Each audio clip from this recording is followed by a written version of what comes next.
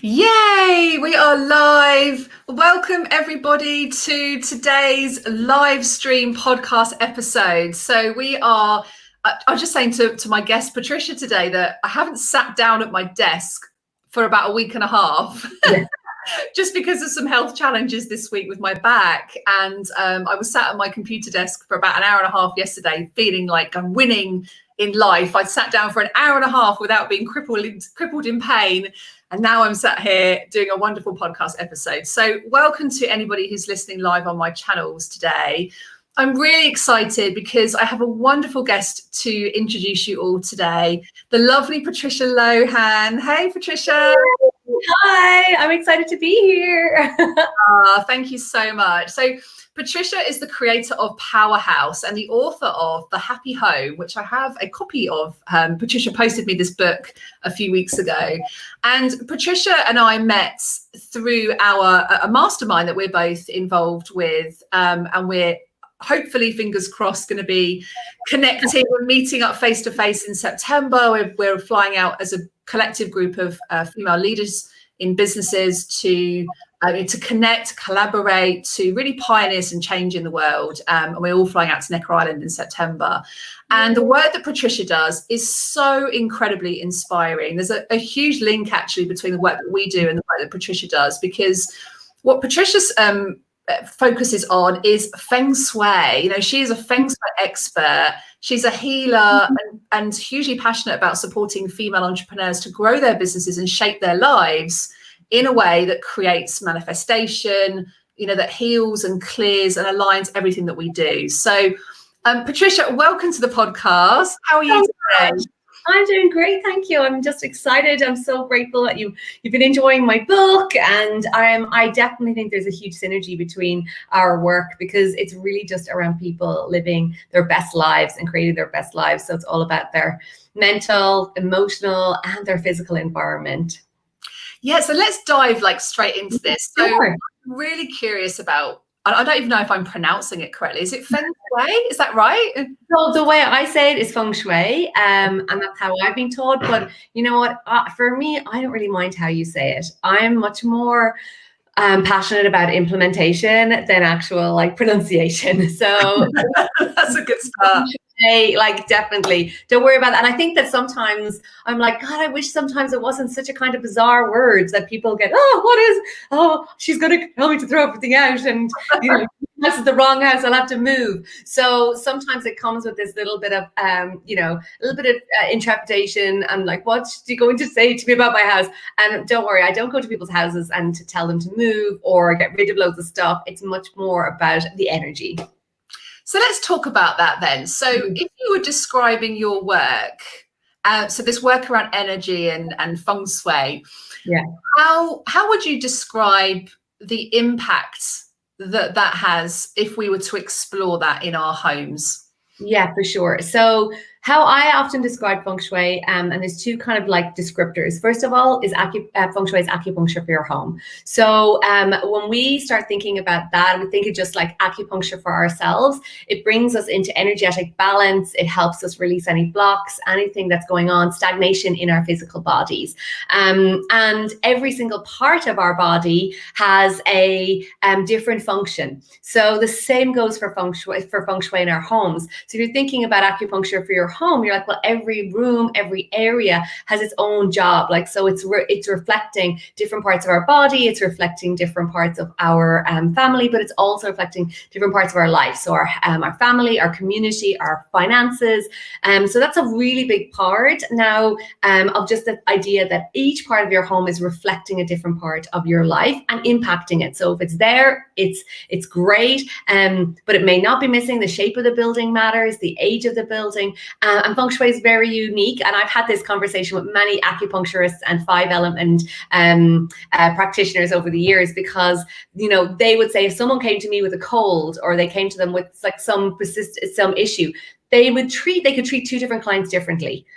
with different needles and different energy. And that's actually one of the things that is really misconceived about Feng Shui, that when it was brought from the East to the West, it was kind of generalized and watered down. So this watered down version is really kind of like fast food Feng Shui. So you're comparing like a 5-star, organic, beautiful meal to a kind of like, McDonald's, where that is like, oh, put this like weird frog in this corner, that's going to bring you money. I'm not into that kind of trinket weird stuff. I'm much more about like, let's get the actual energy running. And when that starts flowing, things start to flow for us.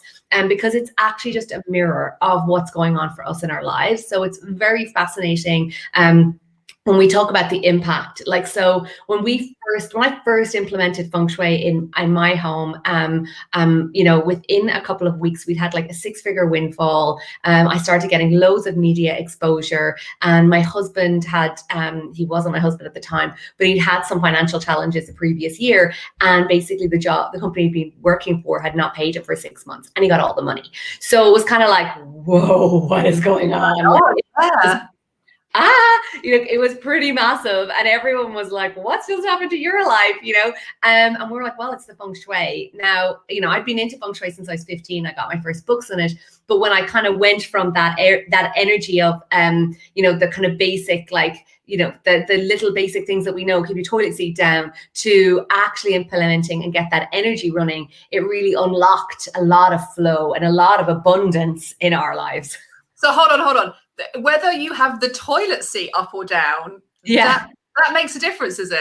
So that's like one of the Feng Shui things that you hear, that you would have heard, because we work with the 5 elements in Feng Shui. So the water, like, it's the excess water can often mean, and if it is water is about prosperity and flow. So if your energy is coming in and you bring the water into the bathroom, there's too much of it, but the chi and energy moves around. And in the bathroom, there's lots of extra spaces for the chi to leave. So the toilet, the sink, the bathroom, the bath, there's all of these extra kind of like release points. So we do recommend keeping the toilet seat closed and down, the toilet door closed. Now, if people have like husbands and sons are like, I can't keep it closed, I'm like, it doesn't mean you're doomed, and I think this is one of the things that Feng Shui can be, that you hear something just like that and you're like, oh my god, like, I have to keep my bathroom door because my cat needs to go in and out, and people messaging me asking me these questions like, my cat has to go in and out, like, that's what the feature is. I'm like, don't worry, like, it's okay, just can you keep it a little closed, can you put can you put automatic closers on the door, on the toilet seat,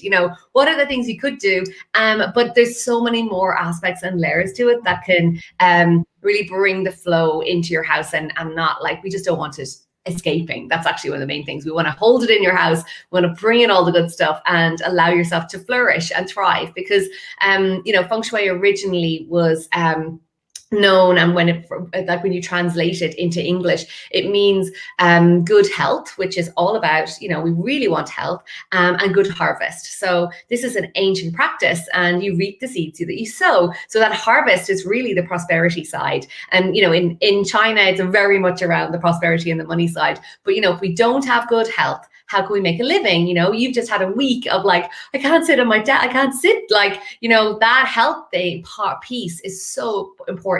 So a lot of houses and can be blocking that health or that prosperity piece. And when people come to me, and I see it in so many of our clients, I'm like, well, the reason that this hasn't happened is because of this. And it's like almost like their prediction, and they're kind of like, and I think prediction sounds a little bit strange, and they're like, how did you know this? And I'm like, oh, it's just in the chart, your house tells me this. And they're like, what? Wow. And I love there's a whole section in Patricia's book that talks about like the mapping of your home. And the area that I thought would be really curious for us to explore today is about our office, because there's many people that have been working from home over the last 12 months. Can't believe it's been like 12 months already. But actually a lot of people that are going to continue to work from home, or maybe have like outhouse buildings built in their gardens. So I'm really curious to explore today some tips for our listeners around how can they create wealth and prosperity in their home offices. Yeah, for sure. This is so important for me. If people are asking what your most important spaces are, there's your bedroom where you sleep 8 hours a day, like you spent a lot of time in your bedroom, and the other is your workspace. And especially since we're working from home, and if you're, I'm going to give like some best case scenarios of like if you are lucky enough to have your own workspace and your own office, I'm going to talk through some of that. But if you are working at the kitchen table, or you're working in your dining room or in your bedroom, there's always some things that you can do to just improve that space. So the very first thing when it comes to your office, if you do have your own space, I'm going to do best practice for that. And everyone's like, I'm not listening. So you're just like, first of all, put it out there that you're going to have the space to create your own magical space for it, because that is important. You know, a lot of us would have come into the and kind of said, I'll just take this small little wedge of in this room to work from, because I'm not going to be here for long. I'm going to be back to the office. And if that is the case, and you're like still wedged in a corner, you may be feeling a sense of overwhelm and kind of going nowhere, because you're like looking in this corner, like I'm here in this little, and it hasn't given a sense of importance to your actual work. So for example, you know, I remember doing a podcast interview once, and the guy started literally moving his desk. I was like, you're going nowhere and you're being cornered. And he's like, oh my God, how'd you know? Oh my God, I'm moving it. So the first thing I would say is like for setup is just turning yourself around so you can see the door. This might seem like totally crazy, but when we are sitting with our back to the door, we are activating that flight or fight response, because we can't see what's coming at us. It is like literally innate to us that we're creating this kind of like sense of like, oh, what's coming there? So you can't see. So if you can turn yourself around and see the door, ideally the door is not coming at you. Now I'm saying best case scenarios. So the door is not coming at you, but it's to the side. So if, for example, where I'm sitting, I've got myself in my power position. I've got the wall behind me. I can see the door. I've got a lovely bright window beside me. Ideally, we don't want to sit behind a window, because a window is not that solid and it doesn't give us that sense of support. But what if you are sitting behind a window, or what if you do have to sit behind a door? Well, get yourself a really good strong chair. You know, if you haven't thought that you're going to be like working for your office, like I've had clients who are sitting on garden chairs, little wonky chairs that are like broken and not working, that it's like, what does it say about your priority? Yeah, like what does it say about your priorities for yourself? Like, so getting yourself a good strong chair with a nice high back in it will give you that sense of support. And then if you are sitting behind a glass or a window, at least you've got that sense of support with the chair. And the same goes for your back to the door. Now, if you do have to sit with your back to the door, I always remember this, one of my first kind of main office clients, going into her office, and herself and her husband were running the business, and she was CEO and he was COO. Anyways, you open up the door and you came in, and she the door came in and the energy just came onto her. And I just said to her, so does everything come in, land on your shoulders, and you feel like it's just been dumped on you and you're completely overwhelmed? She burst out crying. She's like, how did you know? And I was like, because everything is just coming straight at you. You're not getting a chance to see it, and it's just, you're completely bamboozled. She switched it around. But the irony of this was her husband was sitting over in the far corner in the office, the desk, with the back to the wall and looking at, it was like they were running two different businesses. Wow. Like he was like, oh, and I was like, are you in the same company even? Like, because it was completely, she was getting all the stuff. So we then just got to reconfigure it and get them into a place where they're in their power position. So that was really important. Just that idea of like, right, okay, what can I do to get myself in a better position? The second thing is our workspace. If you do have to sit with your back to the door, like for that woman, we were able to move it, but even just getting a small mirror on your desk. And this is one of the things for me when it comes to Feng Shui is about practicality. Like there could be little tweaks that we can do that can just like make it a bit better. If we can't fix it completely, we can make it a bit better. So a small mirror on your desk, so the energy comes in, so you can see the door. Like, so you're able to sit at your desk and like, oh, I see who's coming in, like there's John or whatever, and you're not that sense of overwhelm. The next, what I would say is like treating your office like somebody is going to come to visit. So, you know, we are now online and we're doing Zoom calls, and we've seen all the videos with like the babies coming in and the kids shouting and all of that stuff. And that's kind of live.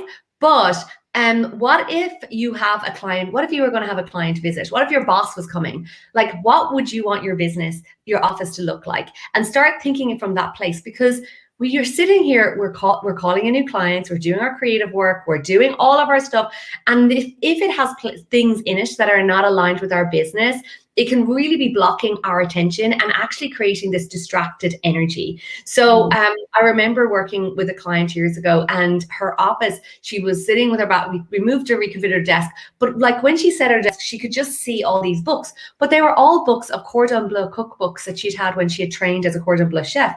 She was a Tony Robbins chef, or Tony Robbins coach. I was like, where's your Tony Robbins books? Where's your personal development books? She was like, oh, they're outside. I was like, we need to get the other stuff out that's not relevant to your business, that's not relevant to where you're going. Like, have your vision board in your office, have the books that are related to what you're doing, have your goals, like have those things in your office that are aligned with your business, not your suitcases, not your kids' toys, not your husband's books, like not old and paperwork, and that is not aligned with you. So a lot of, especially as entrepreneurs, we go through several maybe iterations of businesses or different types of business, go from, a nutrition coach. I've seen it with my clients. I go from a nutrition coach to then, oh no, I'm going to be a business coach. So they switch, but they still have all of their nutrition books from 5 years ago in the corner, almost like still a foot in there, going like, oh, okay, maybe I'll go back to that. And it's like, you have to let go of it and start focusing on where you're going. Make your office be like a vision board for what it is that you want.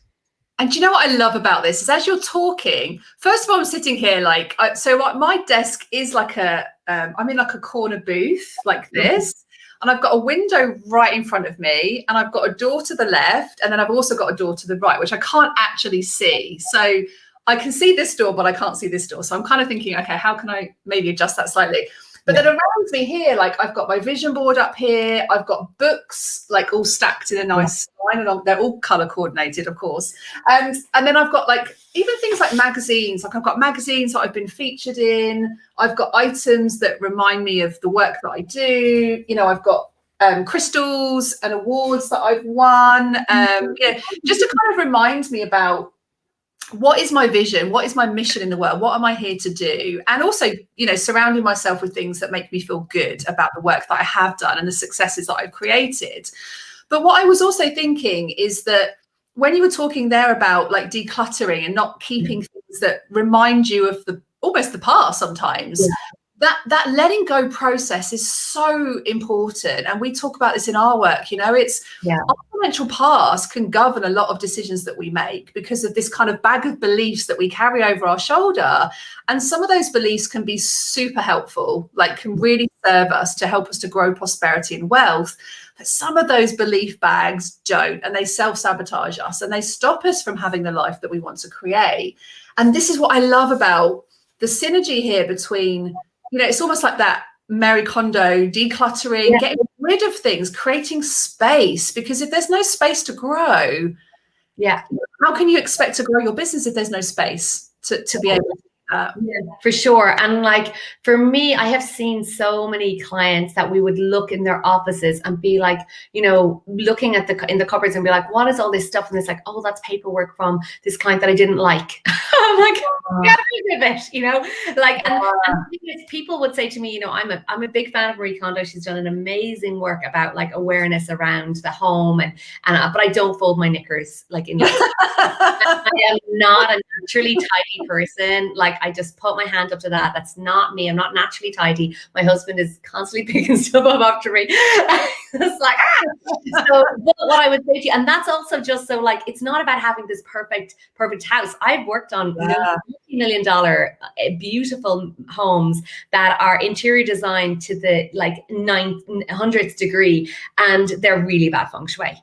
And their lives are falling apart in different parts. They might have money, but they may not have the good relationships, or there may be loads of drama happening in their lives. So it's just to like think that this isn't about reaching perfection in your house. What it is about is making sure that everything is lined up with what it is for you, that where you're going. But also clutter for me is not like yesterday's dishes on the counter or some clothes thrown on the bed. Like it's not that. It's the cupboard that hasn't been looked at for 6 months. It's the computer files on your desktop that are like totally overwhelming, or the inbox that's huge that you kind of, wherever you're seeing a friction point that you kind of go, I don't like that makes you uncomfortable, that's going to be impacting you. And specifically physical things in our environment that are broken, that are not working, that are, all of those little friction points around your home and specifically in your office, because this is where you're working from. So it's almost like then what I'm hearing there is like it's a very much a reflection of what's going on internally. We reflect that through our environment. And Yeah, sure. and what I was wondering there is when you were saying like it's not about the clothes being left on the bed or the dirty dishes from the night before. What I was immediately then thinking about is I grew up with, my dad was a builder. So we always grew up where we moved house like several times, sometimes yearly. And or he would move house, but I live with my mum, and then we'd go and visit him every weekend. And he'd be like in a different house every year. And now he lives on the Gold Coast in Australia, and that's what he does. That's his living. But his houses were like show houses. They were like perfect. And everything had to be in its place. Everything had to be put away. And that left me with this belief that my house has to be perfect. Mm-hmm. Sometimes I get really anxious. If I walk into a room and there's stuff everywhere, it makes me feel really uncomfortable. So are there any tips for people that are like the perfectionists in their home of what we should and shouldn't do? Let's maybe focus on the office. Let's think about the office. Yeah. If someone like me who's sitting there thinking I like things to be in their place, I like things to be tidy and clear. Are there any negative sides to that, or any tips for people who have that kind of perfectionist view? I think that there's a little bit of work a little bit of work that we can kind of do on the internal around this, like having to have things perfect, and that little is a probably deeper stuff with that. I am not adverse to having things nicely done and kept like neatly and having that order, because I think that's really good mental order. But for me, it's more about going in like, where are the places that you're avoiding looking? Where are the cupboards or the places that you haven't looked at? Because with Feng Shui, it's all about these elements and making sure that they don't stagnate. And if they do, it's going to create disharmony. So, for example, some houses I would go to, they love having these artificial flowers, or in your office, like, oh, I'll just get this artificial plant. And I'm like, okay. And I'm not the biggest fan of artificial plants because they create stagnant, the chi goes around them, they can get dusty. And like, unless you're like maintaining them, I'm like, okay, are you better just getting some fresh flowers in instead? And all like look from that perspective, like with anything that can be stagnant. But water, say for example, you see a little pool of water, it goes all disgusting and gross if it hasn't been moved, and smelly. And that's what we're then creating in our houses if there's areas, for example, in your office that are stagnant. And I think that with your office, just, I love what you've just described around your office, like all the things that you've had. And I'm like, oh my God, I literally have not been on a call like that before, or on a thing like this where it was like, oh yeah, I have this. I'm like, amazing. And that makes me so happy. But like the other place that I recommend people looking at is on the walls, like literally the artwork on the walls. And it's very can be very subconscious. For example, I was looking at this lady's office one day, and I literally thought to myself, like, I have nothing to recommend. Like, her office is perfect. She had this beautiful big wooden desk, a lovely high chair. It was back to the wall. It was like a proper big massive office. I was like, wow, this is amazing. And I was like jealous, office envy. And then I was like, tell me about that painting on the wall. So she zoomed on the painting, and it was a painting of a winter scene.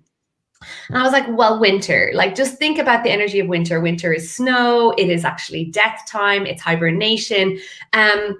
What do we want in our business? We want summer. Everyone wants harvest, flourishing, blossoming, right. Sunshine, growth. So we're looking for like spring, summer. Like that's what we're looking for in our office. Like just thinking about that energy, not winter. So that was the first thing. I was like, well, winter is not an ideal scene to have in your office. So she was like, okay, yeah. And I was like, well, tell me about the painting. Like, because obviously if it meant something, she's like, oh, it was my ex-husband's. Oh, get it out. Something that didn't work out, like, is in your office space. So sometimes, like, for me, having your place all neat and tidy and perfect is totally fine. But it's more about like making sure all of the things resonate in a place of like, is this aligning where I'm going? And like, is there a meaning behind it? Or I'm having this here, am I holding on to this because somebody gave it to me? Or, that's really so much more important. I feel like you've just given me permission, Patricia. So I don't really have pictures on my walls other than my vision board. I've got pictures of my boys up here. And obviously I've got my everyone always comments on my wallpaper, like my feathers. But other than that, the only other picture I have in my office is over here. I've got a glass shabby chic frame, and inside that frame, I've cut out some Cath Kidston hydrangea wallpaper and stuck the wallpaper in the frame. But I keep looking at that space thinking it doesn't look quite right. And actually the wallpaper is also like, it's not quite cut right. So it's like, it's not perfect, which again says a lot about my internal work going on. But also I keep seeing these pictures of like cherry blossom trees. And in the house next door, our next door neighbor, last year, I'll just share a really quick story with you. I did an exercise called the desire exercise. And I sat down at my dining room table. I remember having the sun streaming on my face, and I wrote down what my heart desired. And I started, and my aim was to get to 50 points by the end of like that journaling session. And the first thing I wrote was about, I want to create growth, and I can see that physically through a cherry blossom tree. Now I went and purchased a cherry blossom tree, which I've put in my garden, and it hasn't really budded or done anything yet. And that day I walked upstairs into my bedroom, I looked out the window, and all of a sudden I saw this cherry blossom tree next door. And I was like, I have never seen this cherry blossom tree ever before. So whether it had just started like blossoming or whether they just planted it, I have no idea, but I can see it from my window now. And I can look at my wall and thinking, I really want to get like some kind of cherry blossom tree picture on the wall, because for some reason I really connect with that visually. It makes me feel alive. Like I've always imagined myself going out to like Japan and walking through like all the cherry blossoms in the spring. And the reason I share that is I just think it's super important to surround yourself with things that empower you and make you feel good. And smells as well. Like I have my own candle range. I always have my own candles like burning around my room. And so going slightly off topic there, but how important in your office space then is like smells? For me, I always have like my sage, and I have some essential oils that I'll put on. But I would say to you again, I just love that story of the cherry blossoms. And I actually lived in Japan, in Tokyo, during cherry blossom season. And they have parties, like cherry blossom parties, and there's a cherry blossom like weather forecast. Like it is like basically talks about cherry blossoms for the whole time it's cherry blossom season, and you're watching the weather because they're blooming at different times across the country, and because of the weather, it's amazing. But I absolutely love that synergy with you with the cherry blossoms, because I feel like I've done this exercise loads of times. I have a whole week in my every few weeks that we talk about art in my Feng Shui program, Powerhouse. And one client really took me literally on the idea of like the artwork representing different parts of your home. And we went around her house once, and she has like the new beginnings area, and in her sitting living room will happen to be her new beginnings area. And she had redecorated with this cool art deco style. It was stunning. And on the wall, she had these two pictures of antique airplanes, you know, those real cool propeller airplanes. And I said to her, this is beautiful. It just works perfectly. And all I saw was the planes, like, and the whole sitting with the whole in sync with the theme. And she's like, yeah, the propellers, I'm going to propel forward. And I was like, oh man. So she looked at the pictures completely different to me. And the same as we went into her career area, she had this beautiful galloping horse, And she's like, horses are my favorite animal. They represent strength to me. And they actually, for me, she's like, it's all about like charging ahead and being strong. And when I charge ahead in my career. And I was like, literally at this stage in tears, because we'd walked around her place, and everything, like, it was just so well thought out meticulously. Every single piece had a meaning and a sense to it of like her future and what she wanted. And that was just so amazing. So for me with that, like, in your idea of the cherry blossom, it's perfect. And we can do that so simply. And again, when we look at our walls, for example, you know, there could be a painting that someone gave us that we don't like, or it's just taking up space. Like, I would prefer you to have blank walls than have something in your home that doesn't feel like yay. Like, I have this picture behind me, and I just, every time I come in, I see it stay weird. I'm just like, so me. Like, it makes me smile so much. It makes me like, yeah, okay. And when I saw it, I was like totally having that to remind me, just to be me. And those little anchors are so important around our house and our homes, and they can be just like, we can manifest them physically. Like we've done in my bedroom, and this is a little bit off topic, but for people like this, you can use it in every part of your home. In your office, like what is it you want to manifest? Think about it and bring it in as an image. In our bedroom, it happens to be our love and marriage area at the end of the bed. And we were redecorating our entire master bedroom. And I knew I wanted a painting at the end of the bed in this love and marriage area. There was this couple that would resonate with me and felt really good. And I found this painting that reminded me of our first date. And I was like, oh my God, like I love it. And I hung it up and it matched the room. It was gorgeous. And a couple of weeks later, my friend came to visit and I was like, look at our room. It's all done. And then she's looking at the picture. And she's like, oh, look at that. She's like, and there's Marley. I had never seen in the picture, the girl, the woman in the picture had a little dog on a lead. And between me literally buying the picture, hanging it up, and her coming to visit, I got a dog. The dog was identical to the one in the picture. I didn't like, this is the dog. Look at the picture. I feel like it really anchored this work in of like, we just have to be careful like what's on our walls, but also that our homes could be like a vision board for what it is that we want. Yeah, wow, what an incredible story. Yeah. And talking of dogs, we've just welcomed a new puppy into our house, little Rosie. And actually, just thinking about that, like when we chose her, she's a Cocker Spaniel, but she's a like beautifully, like she's red, like really deep red, and she's got this super like white stripe that goes down over her head. So we call it like her speed stripe. And I actually wonder whether subconsciously I chose the color because it's kind of like reminds me of autumn and the leaves on the coming down from the trees. And it's really interesting, isn't it, what we put out to without getting too kind of woo woo around this, what we put out is what we receive back. So when we put out those messages, those vibrations, those energetic messages that this is what we want to attract, then that kind of stuff is what happens. Yeah, totally.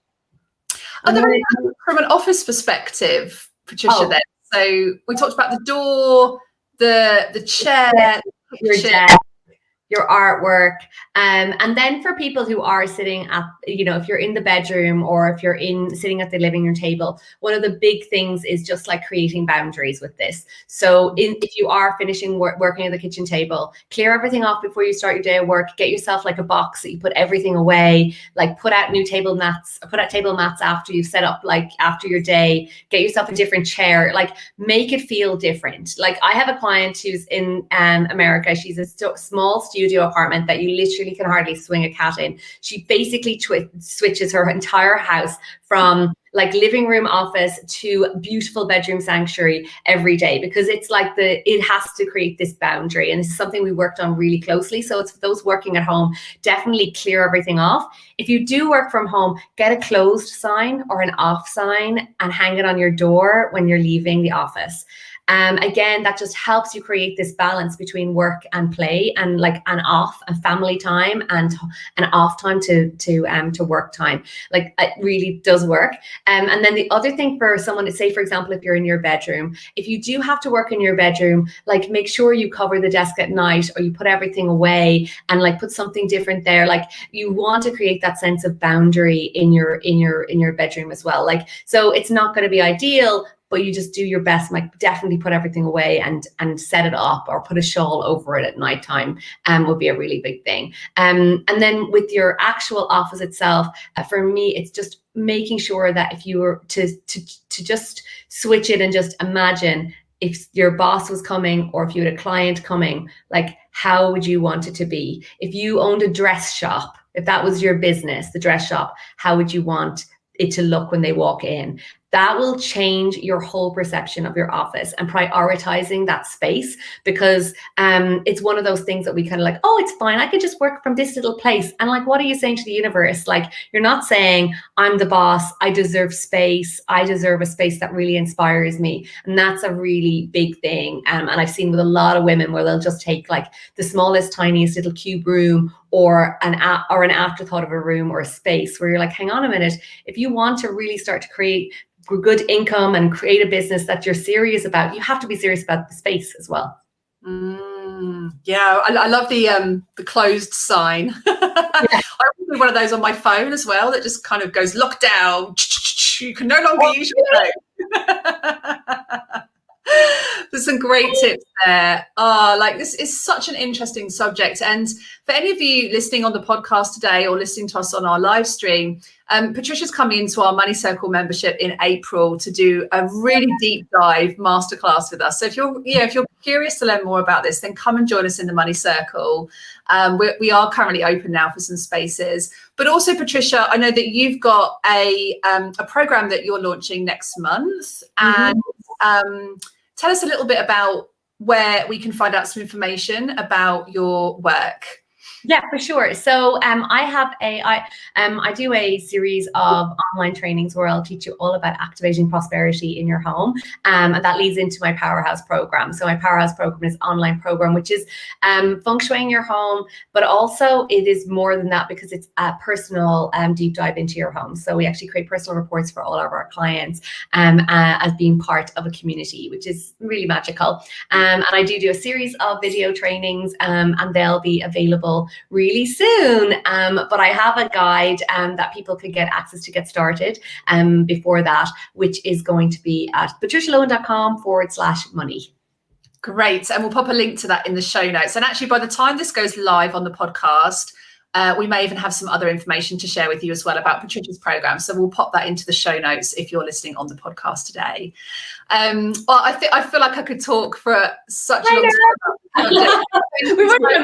We're like scratching the surface with it all. It really does. And the other place to get started, of course, is with your book. It's a really lovely read.